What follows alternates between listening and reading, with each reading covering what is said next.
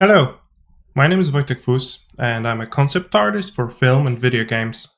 Today, I would like to take you through the process of creating this key art. I'll be introducing you to the workflows that are really useful for the creation of promo art, key art, and really refined looking art pieces that you can usually see in the cover images, in the poster design, and in the really finished keyframe illustrations. This tutorial series consists of 4 chapters. Chapter 1, Ideation, where we'll be looking for an idea, trying to reference it, sketching, and then planning for what's ahead. Chapter 2, where we will be building all of the assets needed for our key art. Then Chapter 3, Assembling, where we'll be bringing it all together in one 3D package and creating a 3D composition out of those elements. Chapter 4 will tackle taking all of that, taking and rendering it, putting it into a 2D package that is Photoshop, and painting on top. So now we are ready, and let's dive in. So welcome to the Chapter 1, Ideation, where we will be looking at the overall idea for this piece and sketching and doing a lot of prep work. So let's dive in. My idea for this piece came from a really unexpected place where I was asked by NVIDIA to create that tutorial.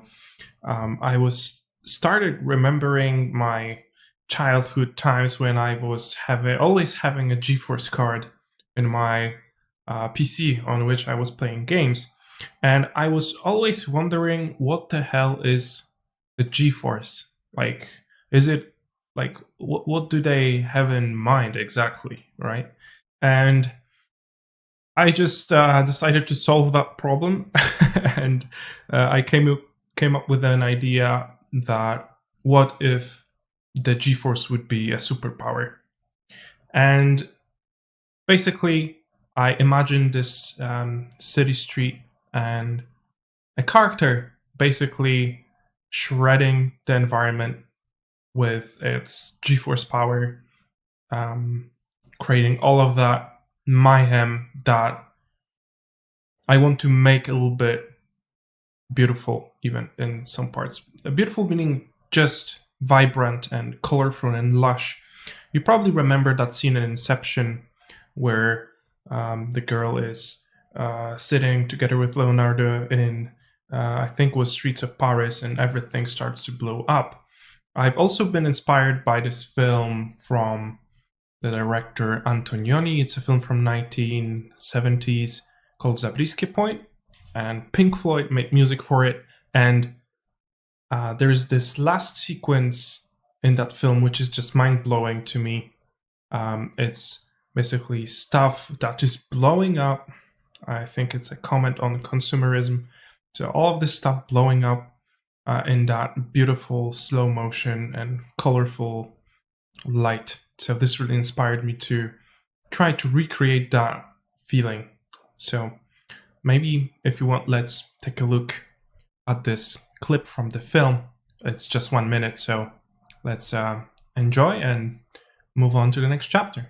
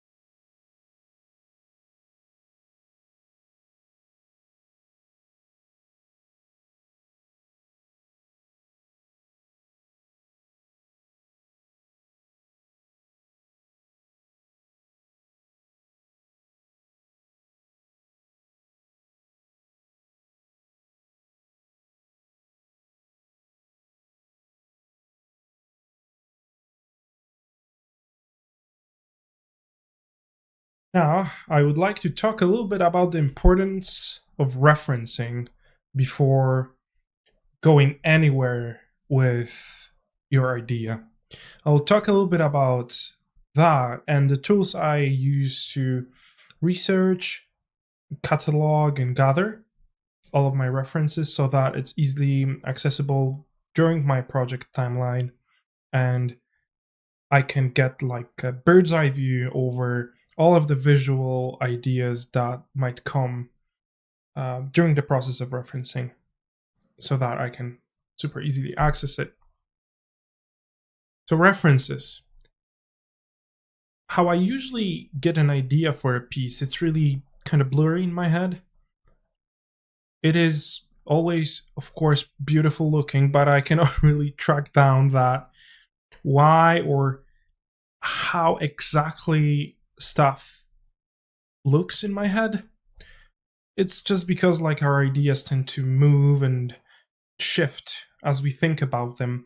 So I find what is really important, what I found out is that trying to see what other more talented, hardworking, and experienced people came up with already, it's extremely useful. What I do before taking up or moving on with an idea from the conceptual stage is always look at things that can inspire, can settle the idea, can make me respond to those visual stimuli so that I know what I don't like and what I don't want to do, and I do know which direction I want to go into. And you might say, oh, it is limiting your creative potential because you can come up with infinite things.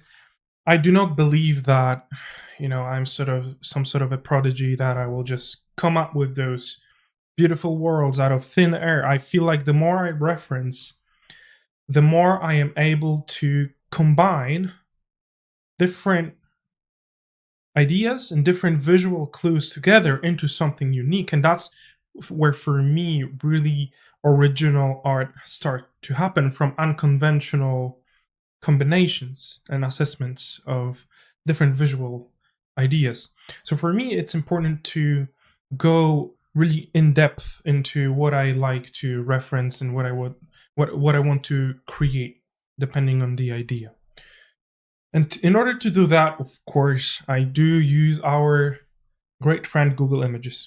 I might go and just type in whatever comes to my mind, and believe me, my search history is really crazy because of that. Because I just type in whatever I think, whatever I need, and it leads you to weird places in the internet. Of course it does. But if you just focus on getting the visuals you need, it's easy to use Google's search by image feature, which is just amazing because it lets you search through visuals you already see. It's great. You can find the same of what you like, right? So first, Google Images, universal, really useful. You can always find stuff you need, I think. Not necessarily in great quality, but we'll talk about that later. So I use this both for looking for photos that I will use directly within my piece and just to inspire and reference. So what I'm talking about now is just referencing. Another website I found out pretty recently about is Shotdeck. And this is like a huge database of screenshots from a movie that you can browse through. These are all cataloged by a lot of different tags. So you can browse cinematographers. Let's say I click Roger Deakins, and you can see his beautiful movies in here and all of the reference that you might need throughout your project. You can just type in stuff that interests you at the moment. Let's say crash, right? Let's type in crash. And then there are images connected with that keyword, and it's cataloged mostly successfully. I find it a really amazing resource to use. You can create your own data sets, your own collections that you can later export and reuse. You can go into certain movies that you might like and do that. You can apply to get into the beta through shotdeck.com. I really recommend this resource since my inspiration a lot of times comes from movies, and I just love cinematic storytelling. This is why I learn a lot by just looking. So you'll see me go through, and this will be actually one of my main resources for that. Sometimes, a lot of unconventional things, a lot of ideas come from those shots that were already made, from the decisions of the cinematographers that, worked under amazingly huge budgets, and that makes it so that all of the talent, all the visual talent of our industry focuses on just creating one keyframe, which is extraordinary, and that's what we can browse through here. Extremely, extremely useful. Another thing, Pinterest. I love it. It's great. It's quick. A lot of visual stimuli, and it just bombards you with tons of senses, but it's really great at showing you what you look for just a little bit different. So let's say I'm looking for, this elaborate tree trunk. I'm getting a lot of cool looking trees, and I can just click and just go into the rabbit hole of a certain theme, which is just invaluable, just great. So Pinterest is another resource that I use for researching poses, for researching subject matters. And what I found about Pinterest is that it's the results are more pleasing to the eye, since this is sort of art directed. Only the best images go into Pinterest, so they're worth pinning into the boards and stuff, so people manually upload them. So there's some sort of a pre-selection to them, so they tend to look more visually pleasing to me than Google, let's say, where Google is just like raw internet browsing, Pinterest being a little bit more pleasing to the eye, I would say. And our MVP here, PureRef. This is the tool I use to gather all of my references into one place. I used to just drag and drop stuff into the folders, into just folders within my project file. And I found that I can only look at one image at a time, which is not that great for my brain, it turns out. I love to make connections between images and quick assessments. I find when I look at, one image and I see another one next to it, it turns out, oh, okay, there's a lot of assessment happening in that specific moment. And this is exactly what I use reference for, to create those unconventional sparks, or to borrow certain visual solutions from those references. What is the most amazing thing about it? It's free. You can donate any amount you want, which I recommend. It's a great piece of software, and I will show you one of my boards that I created, and you will see me in the time lapse just in a second going and creating one board for the project here. So yeah, let's take a look. Here's a little board I created for a project that's not done yet.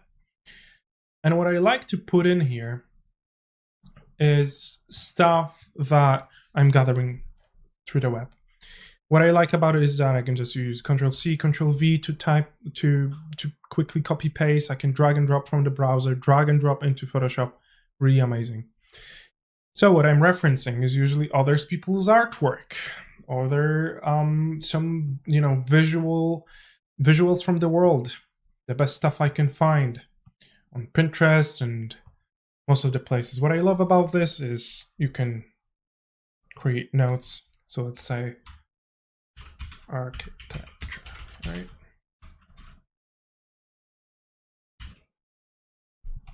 You can name stuff, you can resize stuff. It's really amazing. I have, some more elaborate boards that have different sections for lighting, or different times of day that I want to create, or certain prop or design that I'm researching at the moment. I really recommend using it since it's a lot easier to save just all of the images within one file. You keep all of the stuff together, and you can easily make connections between images, and this is really, really valuable in the creative process. Now that we are done with my little rant about referencing, let's actually go into it and create a quick little board for this illustration. So let's start with Shotdeck, and I'm trying to put in a couple of phrases that would imply some destruction and flying debris or flying cars. And I'm using the built-in feature into the website of creating my own decks. And I named this deck Superpower, and I will be putting all of the ideas from different films in there. I'm looking for some force effects, for some general composition inspiration also. And now I'm just going in and placing all of those that I found into my PureRef file. And now I'm using Pinterest to go and research the pose I would like to use. I'm looking for something really powerful and that has a nice read for the girl's stance, so that you can feel the force that she's generating, you can feel her sort of pushing all of that mass with her hands.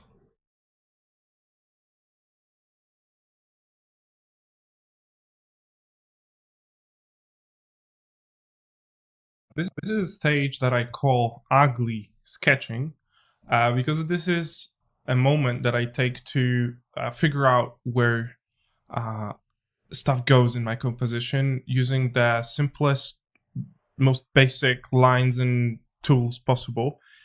So my goal here will be to really cheaply experiment and see where things can go in my composition, how they interact, whether my eye goes where I want it to go.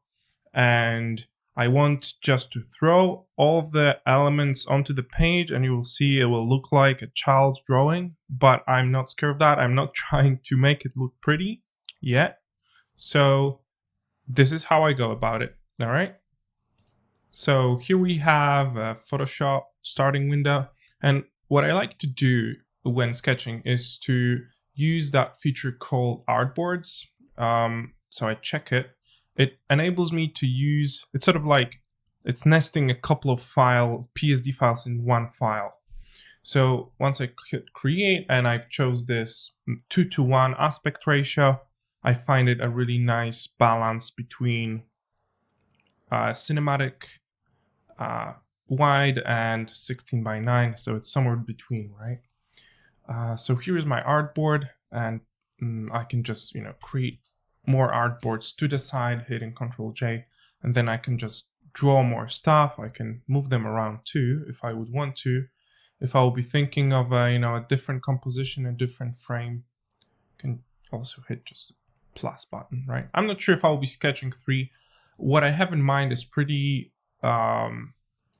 solid already. I think I know what I want to go for. So let's start sketching. So here are the elements that I need to take care of in this sketch, and this will be basically we'll need our setting, which is the street. Forgive my beautiful writing skills. Street character, which is female character using its powers to stop approaching vehicles, therefore creating destruction, all of that debris. And I wanted this shot to be really powerful, really dynamic, and to have a lot of flying elements to it, somewhat like a frozen moment in time. And character will probably, I want to see her face, and I want to see her hands, and how this sort of power is getting used on the environment. Then we'll have the flying cars / debris. Then we have the street prop that we can use as a composing element in the middle ground to push and pull stuff, to stop the eye from going where we don't want it to go, stuff like that. Also, background. Probably a regular town, or maybe a downtown area in the city. So having those in mind, street, what I mean by that is street surface. So the first thing I always think about is my horizon line. Where does it go? And in this case, I want to place it really low. So and I'll probably tilt it too, to just add to this, dynamic element.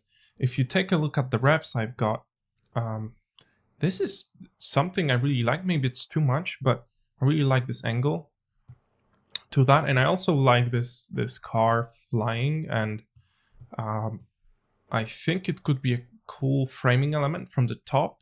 So that's what's going on in my head right now. Whereas our character standing like this could be in a sort of a really strong point in the shot. So let's try that. So if I would have a tilted, but not too tilted frame, right? And then if I would apply, if I would see maybe my character could stand here with using the powers. And as I told you, this is a really rough thing. So what I'm trying to do here is try to find, a pose that, or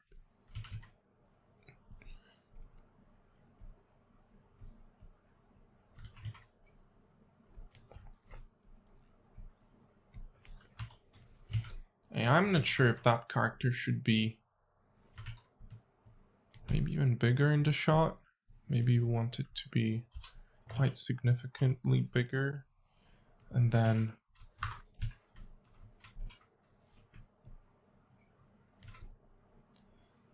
maybe move it even a little bit down.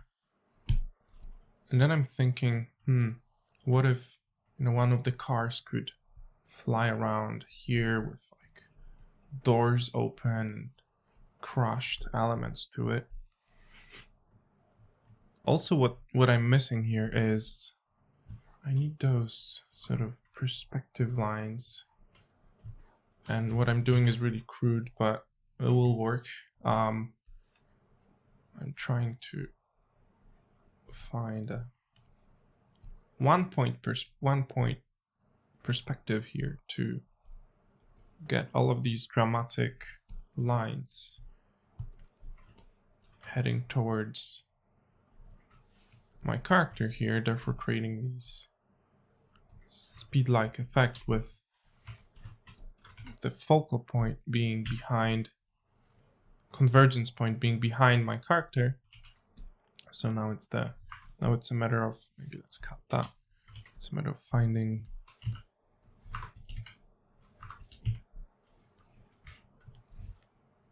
thanks Photoshop. There you go. Finding a proper angle to it, right?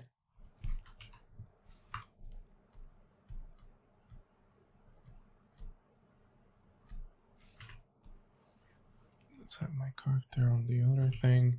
And again, I'm not trying to make it look pretty, not trying to figure out the pose yet exactly. I'm just trying to find out how am I going to approach all of these flying elements. Should that be, maybe there should be some buildings behind her. Also, like using the convergence point. sort of frame and go into the distance.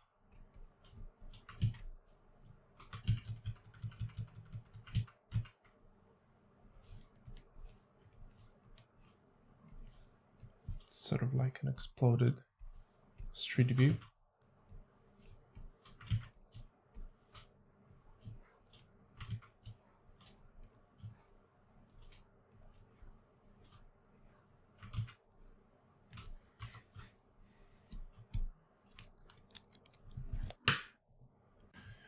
So now that I'm thinking about it and looking at this shot, I might even go wider than I expected. So I would probably, move this, crop this shot a little bit wider. Maybe something like this to be a bit more cinematic, and then have my character placed somewhere here in the third of the shot. Feels like a nice spot, and then we have a lot of convergence in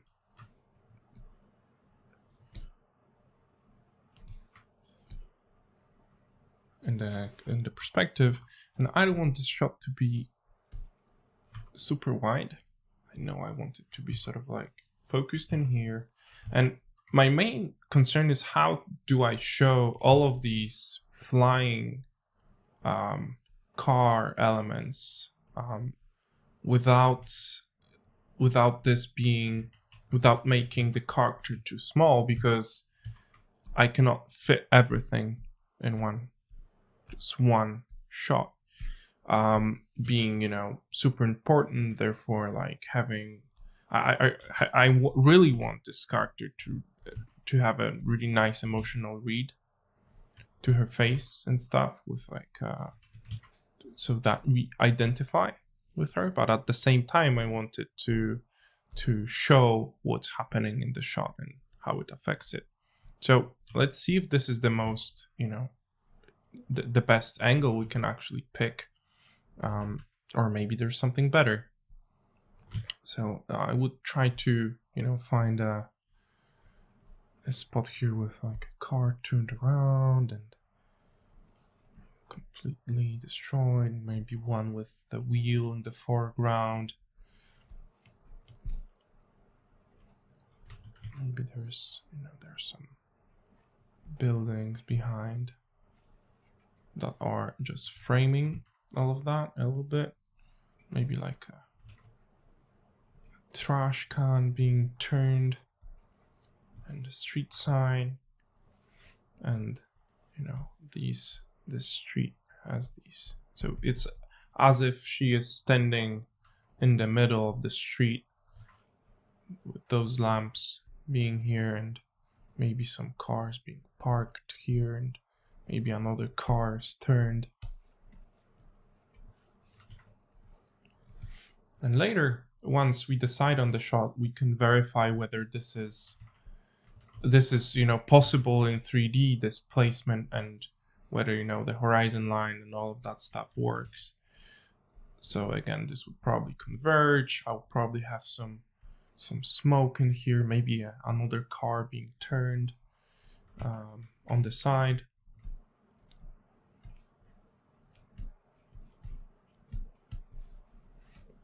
Probably a sidewalk around here with maybe a bus stop or something, and this flying car would have to have some flying elements to it, some debris, maybe a wheel falling off, another one here. Maybe there is, you know, a car that already passed that is flying out, that was already hit with this force thing. Another car in the background. So this is like a huge explosive force that is pushing those cars out and making them all destroyed. So as you can see, as I told you, these look like child's drawing, and I'm happy doing those, you know. I'm just having fun, just trying to to see whether, I like what I see here in terms of masses and stuff. And I might, later just, figure out, okay, so this is dark against light here, and maybe it's side lit. But that's secondary to me right now. It's just the composition placement right now. So let's try another one real quick.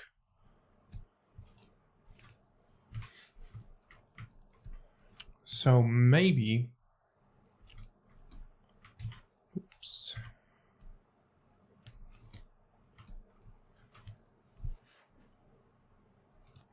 Maybe let's try to explore an idea of having her turned back to the camera.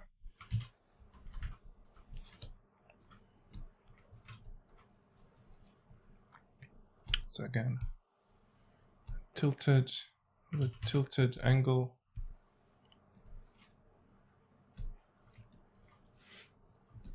And what if that would be a central composition? Okay.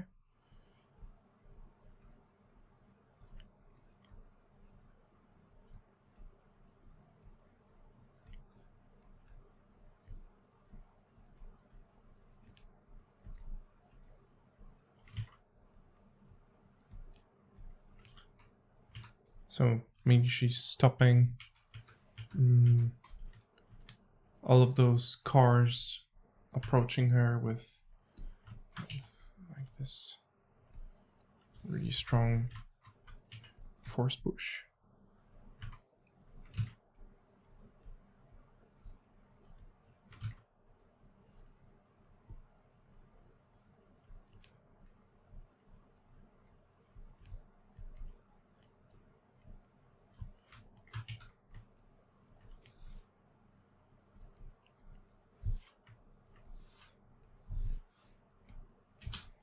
And again, same thing. Maybe 1 point perspective again, so that all of the lines in the shot will go into this one spot, and we will be going sort of along with the force she's creating together with those lines. So that might even reinforce that in a positive way for what I'm trying to, for the story I'm trying to tell here, and just to sell the idea for this shot. And if I would now take the character and figure out, maybe we can afford her to be bigger now a little bit, with like hair flowing and maybe a backpack on her back, some jeans, shoes, stuff like that. I'm imagining. I suppose it isn't the best, but it's giving me what it's enough for me to just look at it and think, oh, okay. Maybe there is this truck being turned around here, flying off to the side. Another car. So I'm sort of implying with all of those lines again, explosive look, right? So this is what I'm trying to do here, is trying to, with all the lines I have in my disposal, point to her.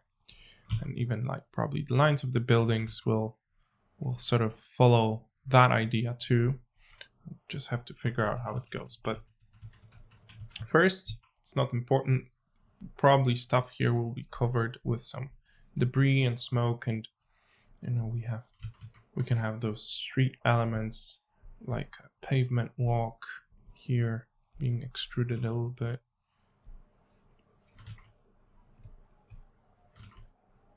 Some stuff being closer to the foreground, but then we still have those, maybe a hero car, so a one that is a little bit more important, also turned wheels around and being all crushed and in the air.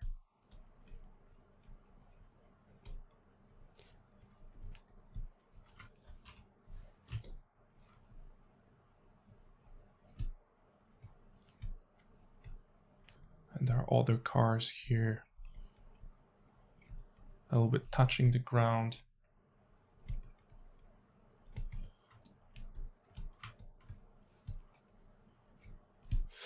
I already know it will be a hard choice to choose from all of from all of those, because there are certain things I like about either. So, yep. And you know, to fill these ideas up, to fill that page up, I would probably need some cool elements lying around here, like some just debris and maybe some puddles. Concept art puddles are, you know, the best friend of a concept artist if you want a nice shiny reflection. Yeah, some buildings in the background.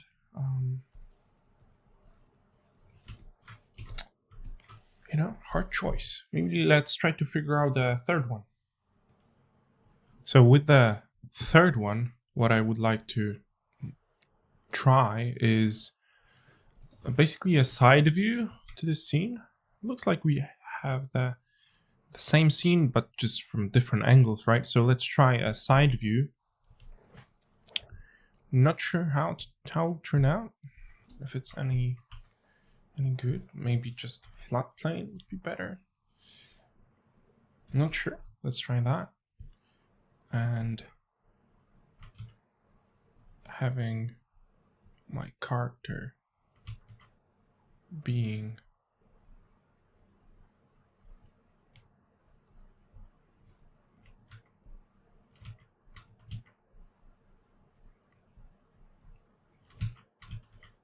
sort of really strongly pushed by this force.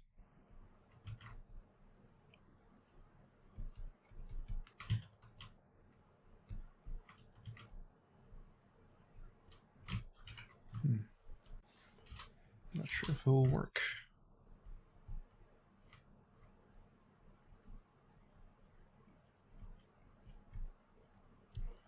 With her hands spread out, maybe to two sides, there and there.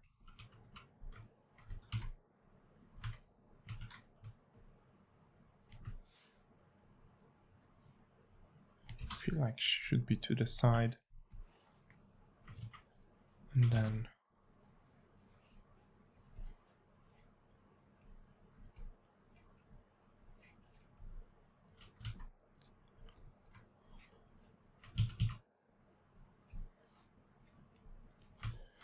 yeah, I think this could be a cool shot, but we would need to make, we would need to make her a lot smaller in the shot to sort of, in abstraction, have this, then my character, and then all of the cars trying to crash, instead of crashing around her. And we're trying a really flat perspective.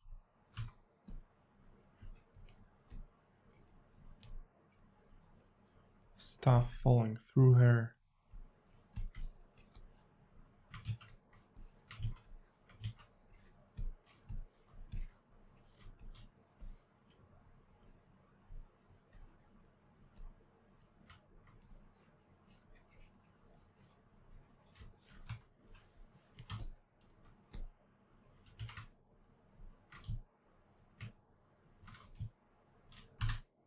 Maybe another car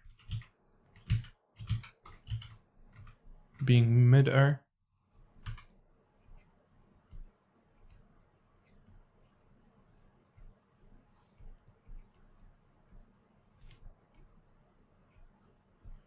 And this car here being crushed to pieces, torn apart.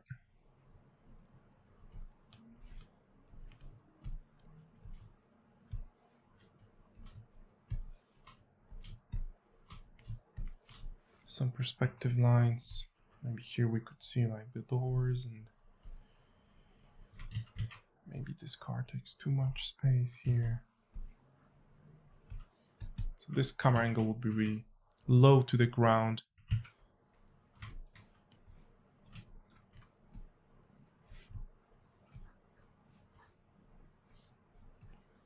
maybe street sign being bumped.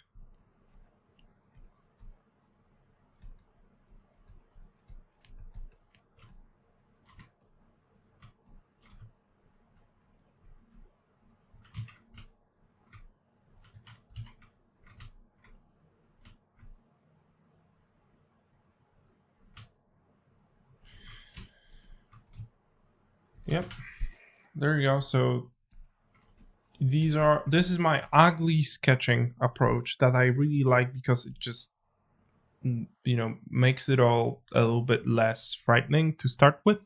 You just sketch stuff, you don't care whether it's beautiful or not. It's like note taking on, tiny little note paper that you don't care if you lose or throw away or anything. So this is just for me to experiment as cheaply, as freely, as early as possible to know where stuff goes and what I like and what I have in my head, more or less. I came here liking the idea of having her being to the front, and I still like that.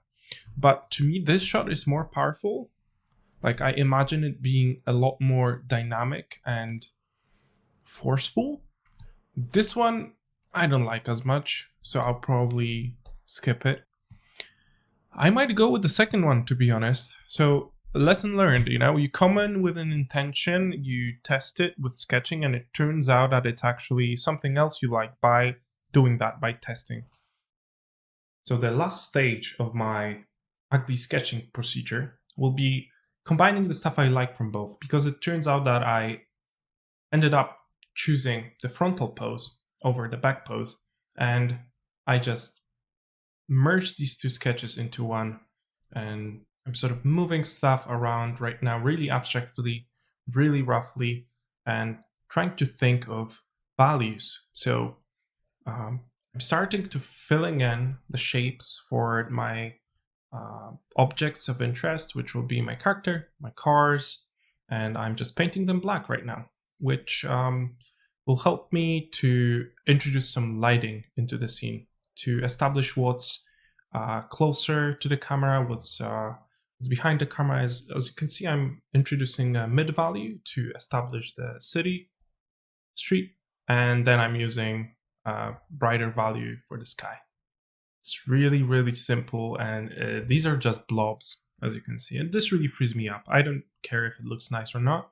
I just care whether these volumes are in the right place, in the right abstraction, right? So I'm often looking to the top right into the navigator, and I'm squinting, trying to see if this composition of masses works for me.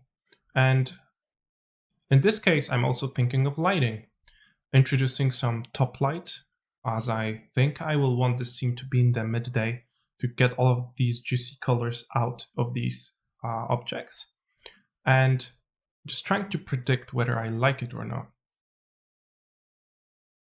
So for me, this is just a quick experiment to see if I like that direction. Introducing a little bit more cars, trying to think of maybe a different pose, and I will probably revert this pose into the more sort of forceful one that I had before. Trying to think of a road composition, darkening everything and brightening up the important parts, and reverting the pose. So now we are ready to move on to the next phase.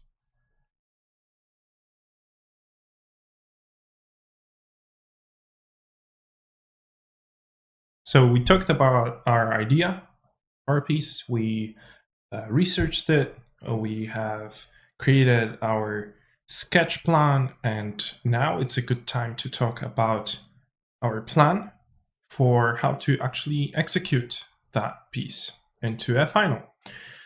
So how I usually approach this is I have a list of tasks that I have to fulfill by just looking at the sketch and knowing which elements I need to finish in high fidelity. In this case, it's city street, character, car distraction, I will need to introduce prop and some VFX work. So in order to create that, I will need to use tools from my, what I call a tool basket. A tool basket is just the amount of tools that you know and you are proficient with. And from that tool basket, I'll pick and choose the tools that are right for the job of each task. So in my tool basket, for this job, for this particular illustration, is Blender, DAZ 3D with NVIDIA Iray, Photobatch.org assets, Octane Render, Cinema 4D as my main 3D package, obviously Photoshop and Megascans asset. And by just looking at my tasks, I can tell you that my city street will be dealt with by Megascan assets and probably some Photoshop work, and that will happen inside Cinema 4D. My character will be done almost entirely in DAZ 3D and NVIDIA Iray, where I will be rendering it. My card distraction will be done in Blender using its innovative cloth brush tools. And then prop will be borrowed from Megascans and from some Cinema 4D assets and introduced within that package and rendered using Octane. And then VFX will be done in 2D in Photoshop. So all of these tasks have particular tools that will make it possible for me to finalize them. And in general, the bigger your tool basket is, the better. The more jobs, the more tasks you can actually fulfill. Of course, you can learn Blender and learn all of the solutions to one problem within that 3D package, and that's great. What I like to do personally is explore. So I tend to go out of my comfort zone and try to learn a new piece of software like once every month or two. If something new pops up, I would like to learn it, and then I have a workflow that I associate with it. Therefore, I can easily assign it to a task when it comes at hand with a project, with an illustration, with a concept. So you don't necessarily have to know all of the pieces of software in the world, but rather have solutions for the problems that come up over and over in the tasks you are given, and have them either within one 3D package or a couple of pieces of software. So this is what I call my tool basket. Now, with this game plan in mind, with these tasks and tools associations, I'm ready to move to chapter 2, when we'll be building all of these assets using the tools that you're just seeing here. So thank you for watching chapter 1, and let's go and build some stuff.